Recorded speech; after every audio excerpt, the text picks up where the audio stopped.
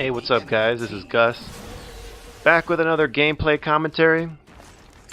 You're watching a Halo 4 gameplay, and this game is nothing special.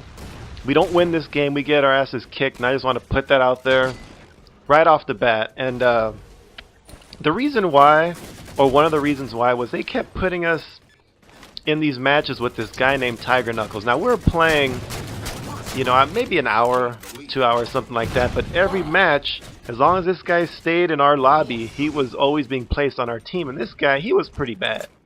I mean, I'm talking about going 0 and 15, you know, just these crazy ass bad scores. Now there's nothing wrong with that. That's the thing. I will always say that I'm not a great player, and I'm not the best player at all. I suck at first person shooters, so on and so forth. But this guy was pretty bad. Now, please don't send him any messages. He has a right to play this game just like anybody else. But I just kind of wanted to bring this gameplay to you because it was just ridiculous. I mean, the score this guy was posting up was just really bad. And I think after this game, he just said, fuck it. He just had enough, so he just ended up quitting. So anyway, check out the video. But I want to do some basketball talk today, finals talk. Right now I'm watching Game 4 of the Heat Spurs series, and the Heat are going to wrap this one up. Looks like they're going to tie the series, and they basically did what they had to do. I mean, the thing is, they came out the way they had to. I mean, this was a desperation game, and they played not only in desperation mode, but they made a lot of their shots. I mean, I could kind of tell early that stuff was going their way, just with how balls were bouncing in, that usually they'd fucking fall off the side of the rim.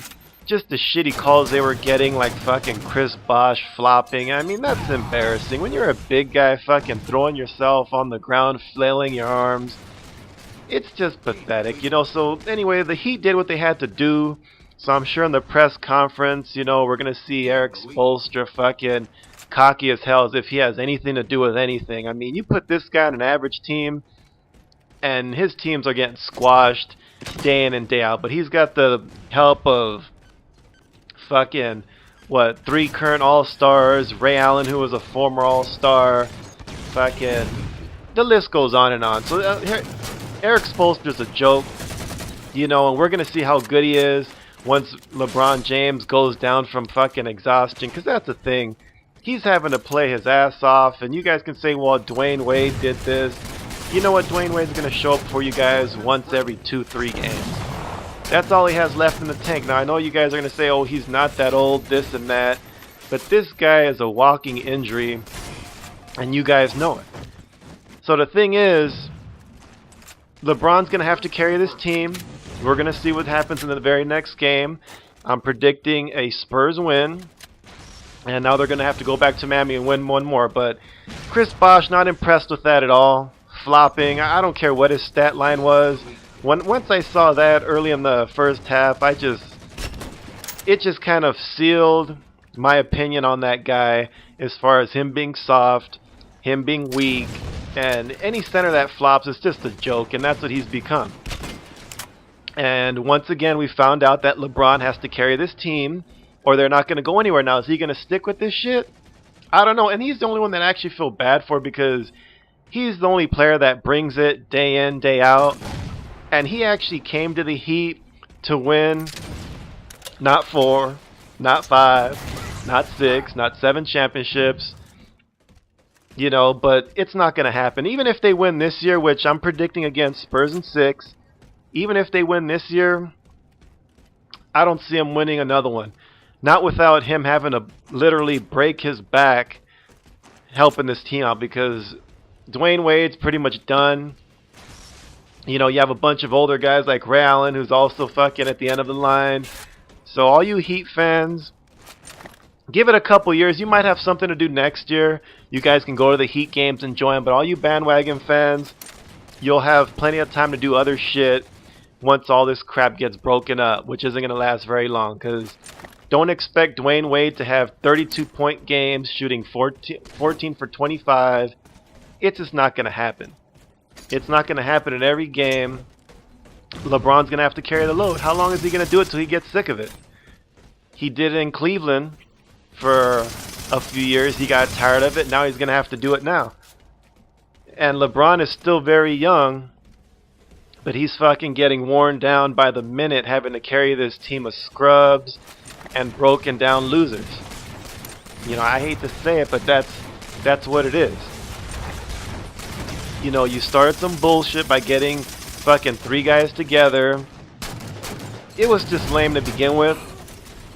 So, anyway, moving on to the Spurs. They played a decent game. The shots weren't falling today. They weren't as crisp. A lot of turnovers. Just a lot of bad things happened to them. And like I said, I could tell early by the way the balls were kind of bouncing, the way the calls were kind of going, that the Heat were going to win this game.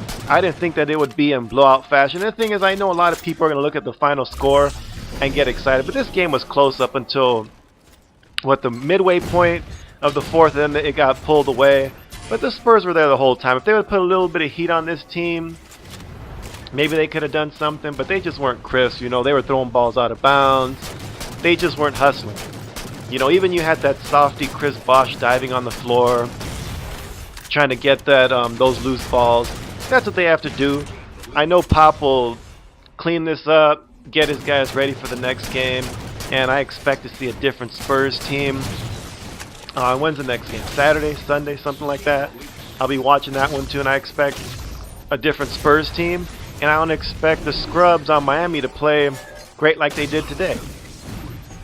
I expect Wade to be broken down like he usually is. I expect Chris Bosh to be, you know, the hooting and hollering 3-point shooting softy that he usually is.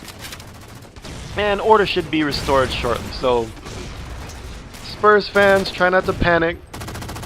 Heat fans, of course, you guys are bandwagon, so you guys will be running around the streets thinking you're freaking the best fans on earth, but everyone knows you're a joke. Everyone saw how empty the court was, the fucking stands were, when fucking 2 years ago, before you guys did all that tampering bullshit and got 2 superstars. So wait a couple years, your arena will be fucking clear of any fans except for the true ones. I mean, there are some real Heat fans out there, but most of you guys are bandwagon fans, and you know it.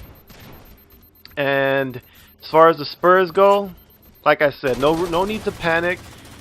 The Heat were going to win some games. They do have star power on that team. They are, you know, they've got a lot of guys that are beat up and old, but like I said, Dwayne Wade's going to show up 1 every 2-3 games. That's to be expected. Ray Allen's going to make a shot here and there. Chris Bosh is actually going to remember he's a center once in a while and do a couple good plays. So they're going to win. LeBron's going to have to carry him on his back. He did that today. And shit just wasn't falling for the Spurs. So we'll see what happens in the next game.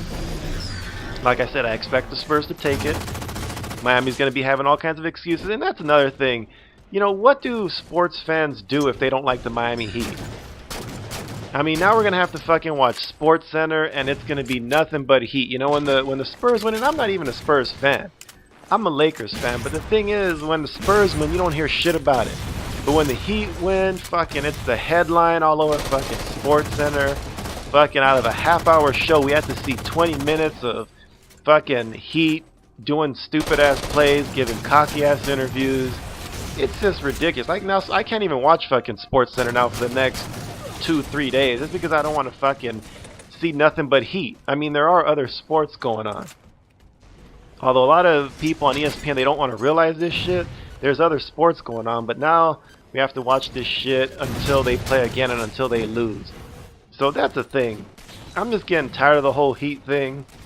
Hopefully the Spurs make short work from, like I said, I predicted them to take the Heat down in 6 games, and just for my sake, my sanity, I hope it happens, because I don't really want to see any more fucking Heat highlights and cheesy ass interviews and all this other bullshit dancing that they do and garbage, and Eric Spoelstra talking his crap as if he's even relevant in anything.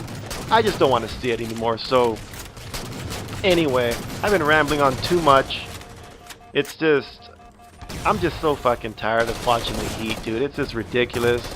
Everything about them is lame, from the dancing to the fucking players to their head coach. It's just ridiculous, and I'm tired of it. I'm GusCunnilin, and I'm out.